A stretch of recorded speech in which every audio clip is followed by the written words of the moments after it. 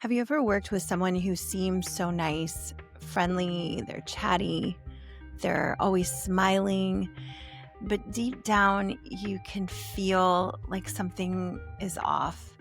Maybe you see them every day. Maybe you guys talk, you laugh, you think you're actually friends, at least work friends. Then one day you catch them rolling their eyes the second you've just turned around, thanks to that mirror that's in just the right angle.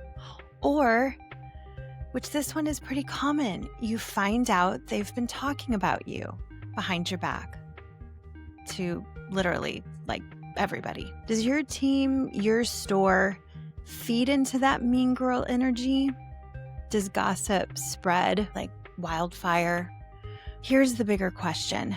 Does that attitude really start from the associates? Is it being fed from the top? From leaders who push aggressive selling and fear-based goals? Not always because they want to, but because they're under the same pressure. When corporate pushes management and management pushes associates, everyone ends up surviving instead of thriving. And that's when teamwork fades. Kindness gets buried. And mean girl energy, it just finds the perfect place to get bigger. Sorry. It's discontinued. Hey everyone, welcome back to Sorry, It's Discontinued. I'm Hilary, your host. And whether you're driving to work or maybe you're doing your makeup, maybe you're lucky enough to be off today, I hope you know how much I appreciate you. Working in retail can be really challenging, and I see you and I appreciate you. And I know today's going to be an amazing day. And I hope that you take a minute for yourself, give yourself a hug, and do something nice for yourself. You got this. So I know how tough this industry can be. And today we're diving into a topic that's it's affected me and so many of my friends in beauty and retail, every department, luxury, non-luxury. That's mean girl energy. How being a bitch, it's overrated, in my opinion, and why kindness actually is queen. It takes a much stronger spirit to stay kind when you're surrounded by negativity or insecurity. Somewhere along the way, our industry, fashion, beauty, retail, it literally started mistaking cruelty for confidence and fear for leadership. This kind of mean girl, elitist, caste system environment. I've been here a long time. I have a bigger book than yours. I'm number one in the department. So thinking about that, changing that mentality is more important than ever. I believe grace and strength can actually help you hit your goals, grow your business a hell of a lot faster than being an asshole ever will. When you're strong enough to lead with kindness and integrity, people start to notice. You become a light when everything feels so dark. And that energy, it literally spreads to your associates, your managers. But the most important thing is your customers can feel it. I also want to talk about why that mean girl energy keeps showing up. Because sometimes it's not the people, it's the environment, it's the company. It's when the culture rewards fear, pressure, instead of growth and respect. It doesn't stop the negativity, it literally feeds it. Let's get into it.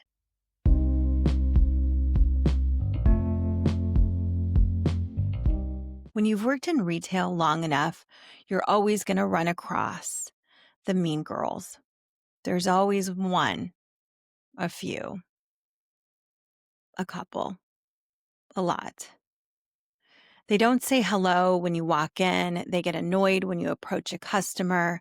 They forget rotations, even when they've agreed to them. And somehow every client who walks up, it's magically theirs. They know them. They might not know their name, but they know them. They gossip in the back room about stolen sales or even about the people they've called friends, but treat them like competition. Secretly, maybe not to their face, or maybe they do. Let's be honest, mean girls come in every form. They might be at your counter, in your bay, part of your management or leadership teams, corporate, or even on the training teams for your brands. I've met them all. I've experienced mean girls, big fat egos my whole life, from elementary school all the way to adulthood. I was that kid who got picked on, bullied. I was also the one who would stand up for others. I've been in fights. I've defended myself at home, at school, and yes, at times at work. Not the physical fights, but standing up for myself or other people. Sometimes working in retail, it brings it all back. The gossip, the competition, the silent treatment. It can trigger a lot of those same old feelings of not being good enough, of being left out. It's like the adult version of the cafeteria, except now the tables are beauty counters and wrap stands. In those moments, I have to stop and remind myself who I am. I'm not that little girl anymore. I'm not that struggling teen from Ohio trying to figure out how to survive. I'm a mother. I'm a woman. I'm a human being. And I've learned that leading with love will always be my favorite kind of strength. The truth is, being mean, it has no age limit. You'll find it in classrooms, boardrooms, and yes, behind the counters and in the stores. Finding the strength to be kind instead of feeding into that energy, it's not easy.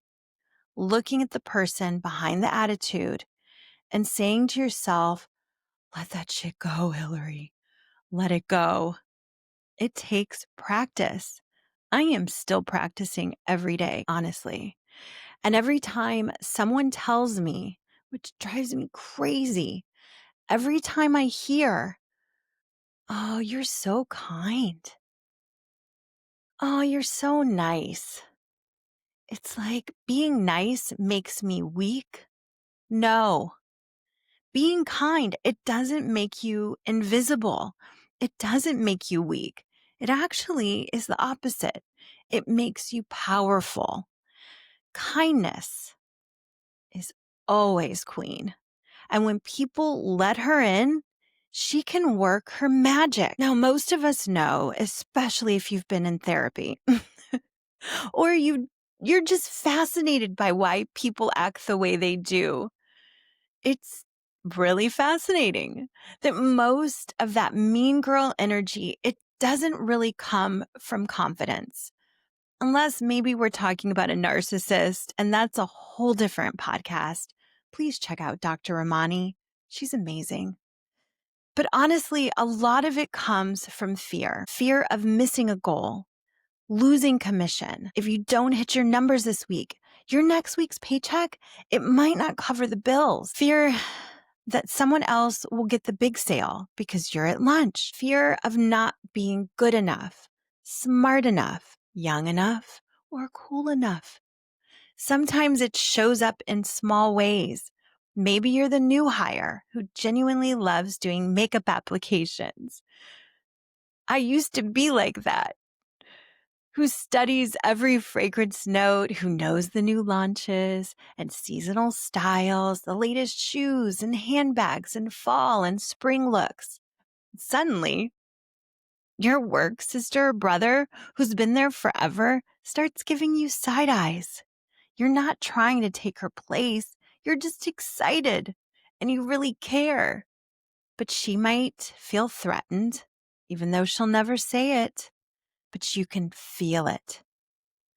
Or maybe you're the seasoned one, the one with a solid client book that took time and care to build and years of experience. And you have been in the trenches. You know the ins and outs of this store. Along comes this someone younger, tech savvy, full of ideas and confidence. Ugh, it's so annoying. It can be hard to not let your distrust for this person turn into frustration or resentment. The truth is, though, looking at both sides, they both have something incredibly powerful to bring to the table, to the store, to the culture. The seasoned associate brings wisdom and confidence, and the new one brings curiosity and passion, maybe even energy, which when you've been in retail a long time, that energy can be so helpful when you're so tired. If those two energies met in the middle, if trust and kindness replaced fear, imagine how unstoppable that team could be. It can be really hard to get there, though, when fear runs the show, when your hours, your job, your security, it depends on hitting a number, and kindness, it just goes right out the window. Suddenly, people stop connecting and start competing. Managers say, we're a team. Woohoo, in the morning meeting. Oh, yeah, we're in this together. And then they turn around and push everyone to sell harder, faster, more aggressively, even if it means stepping on someone else's client. Think about how often top sellers are encouraged to reach out to clients who've already built trust with another associate, someone who might not have a big goal or as big of a goal, but that associate has poured their heart into that relationship. They've dropped off packages at their home, written the thank you cards, texted happy birthday. But the store pushes for the top sales associates in the store to reach out to those bigger clients, even if they've started with another associate and they have that relationship. That's how mean girl energy, it continues to spread. When you think about it, it's that connection getting replaced because the store wants control over every client that is theirs. So even managers feel pressured to play along because corporate is watching their metrics like a hawk too. And that's the thing. It's not always the manager's fault. They're often under the same kind of pressure. Corporate's pushing them to push you, and everyone ends up running on fear instead of support. So when a company, it runs that way, when people are surviving, just surviving instead of thriving, all of the kindness and teamwork, trust, and creativity, it really just starts to fade. And the culture shifts from connection to competition.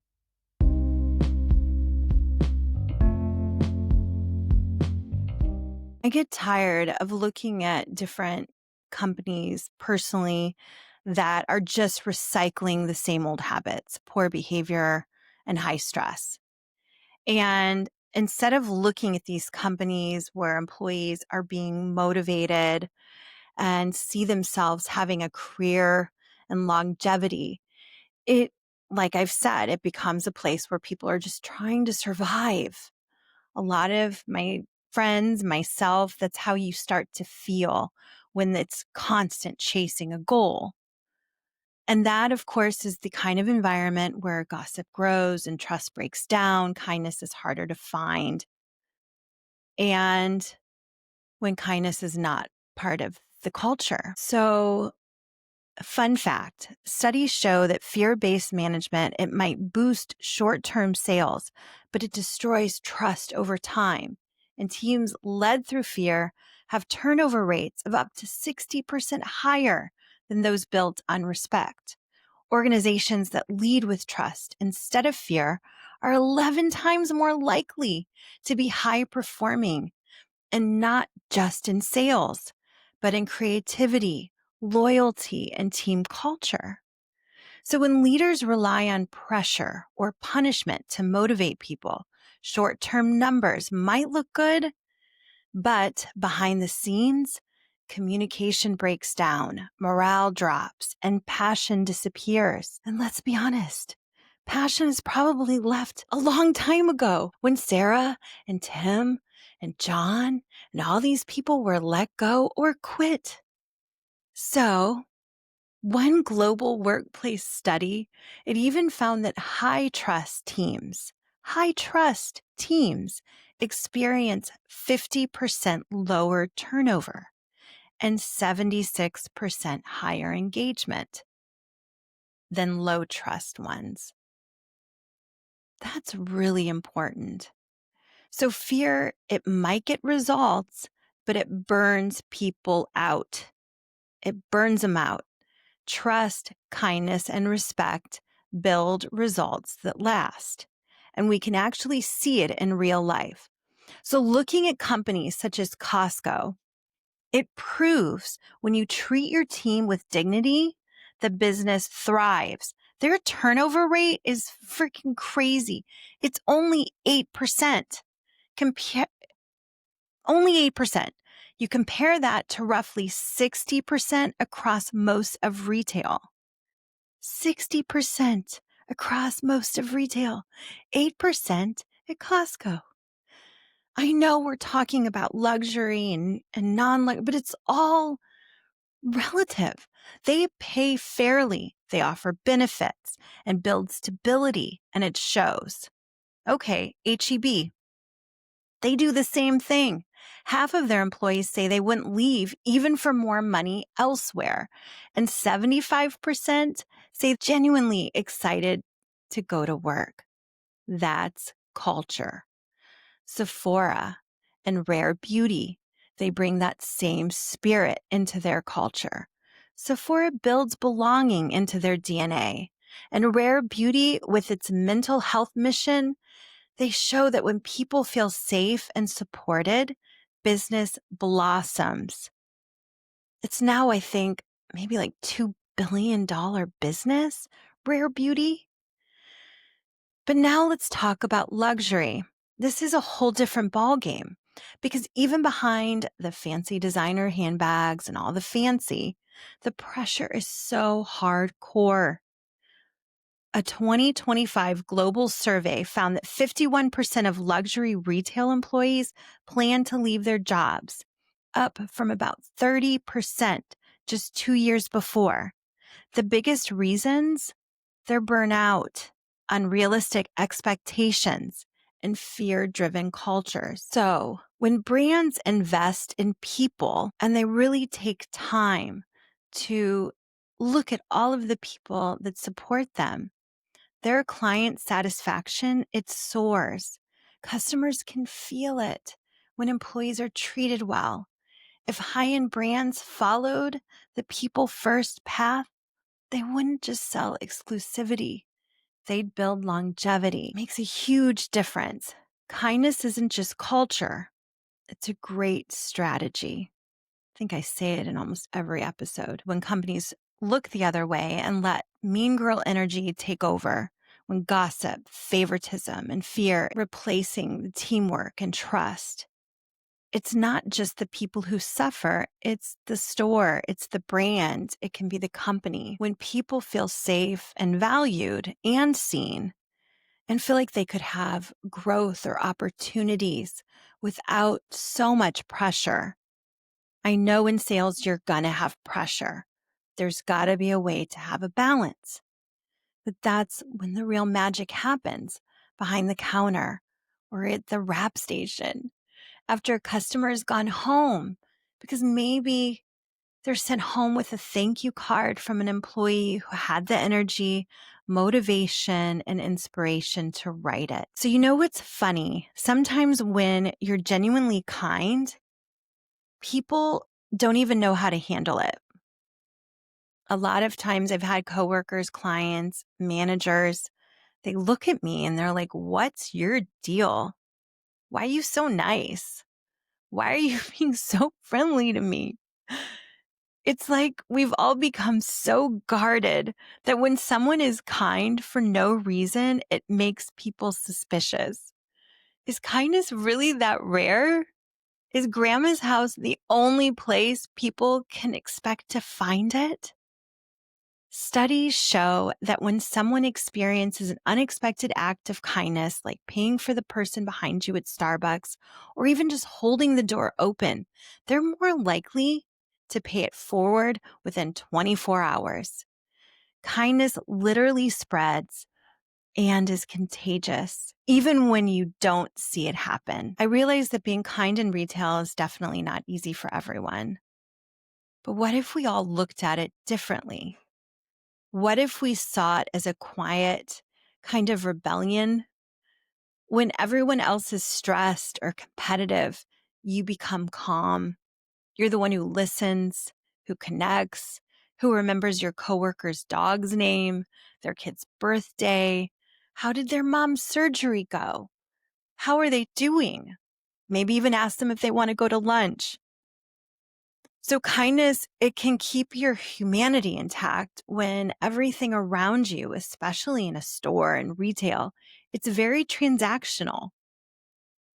So fun fact, stores with supportive coworkers sell up to 5 times more. It builds business. Kindness is not weakness. It's real power. Maya Angelou once said, "My wish for you is that you continue to be who and how you are, to astonish a mean world with your acts of kindness."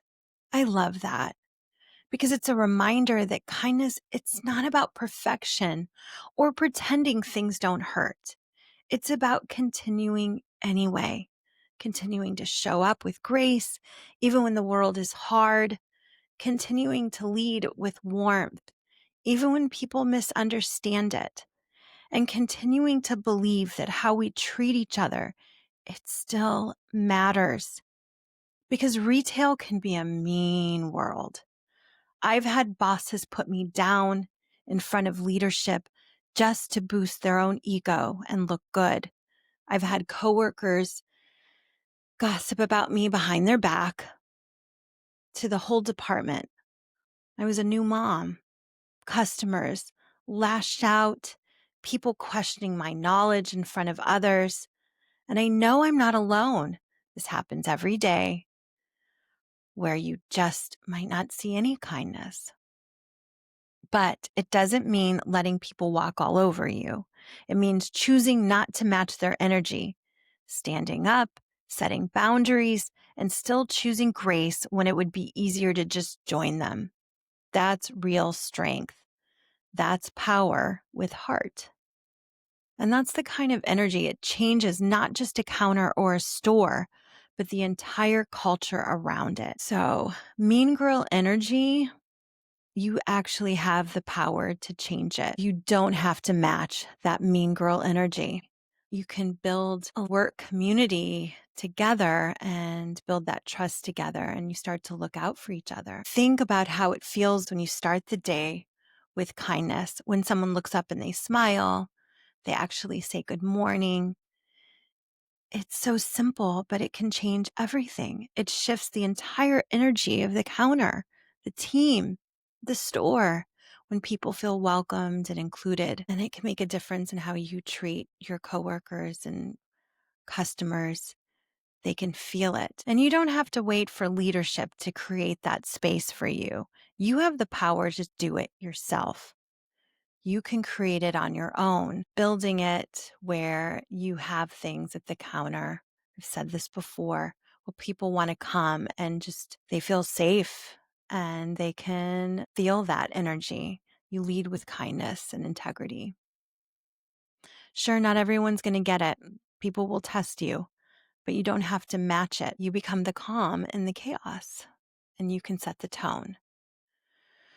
So, one act of kindness, one honest moment, one smile, but do something nice for yourself. You can't be kind and have this energy to look out for other people when you're not doing it for yourself and your battery is empty. So, make sure you set those boundaries too. But before we wrap up, I want to leave you with a little preview of what's coming next week. Saks Global recently announced a new initiative to build what they're calling a selling culture. I'm really curious about what that could mean for the people working behind the counters and other departments. So in the next episode, we're going to talk about commission culture in department stores, especially in luxury. Explore how these kinds of programs can help or maybe sometimes unintentionally hurt. So I can't wait to talk about that next week. And I'm sending you love and hugs, and I really appreciate you. Thank you for sitting with me today. I'm sorry it's discontinued. All right. Bye. Thank you so much for spending time with me behind the counter today. If you enjoyed this episode, please follow Sorry It's Discontinued on your favorite podcast app and leave a quick rating or review. It really helps our retail family and fellow customers find the show. You can also connect with me on Instagram, TikTok, and Facebook at Sorry It's Discontinued. And if you have your own behind-the-counter story, a discontinued product heartbreak, or a beauty or retail industry confession, send it my way. Your story, it might be featured in a future episode. You can send me a message at sorryitsdiscontinued.com. Now, this podcast, it's independently produced and is not affiliated with any brands or companies mentioned. All stories and opinions shared are personal, reflecting the real-life experiences of those who've worked in this industry with heart and hustle. Thank you for being here. And remember, as cheesy as it sounds, a smile can really brighten someone's day. Honestly, whether you're behind the counter or shopping in front of it. See you next time. Bye. Sorry. It's discontinued.